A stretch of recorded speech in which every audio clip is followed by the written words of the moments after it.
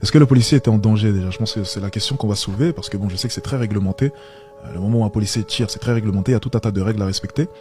Notamment, est-ce qu'il était en danger ou non? Est-ce qu'une personne était en danger ou non? Alors, en danger direct, une autre personne, je ne pense pas. Peut-être par la suite, après délit de fuite, c'est possible, mais pas à l'instant T. Bon, il n'avait pas l'air en danger, le policier, sur ce coup-ci. Bon, c'est vrai que le tir n'est pas du tout justifié. Moi, ce que je vois sur cette vidéo, c'est juste deux imbéciles. Voilà. Je vais parler très franchement. Comme ça, au moins, je vais trancher. Je vois un imbécile au volant. Paix à son âme au passage et mes condoléances, mais il faut le dire quand même. Et je vois un imbécile qui tire. Voilà. Je vois deux imbéciles. C'est tout ce que je vois. C'est aussi simple que ça. Je vais pas essayer de trancher. Qui a tort, qui a raison. Les deux ont tort. Et c'est dramatique. Moi, mon point de vue, c'est simplement, voilà, il y a toujours un début à tout.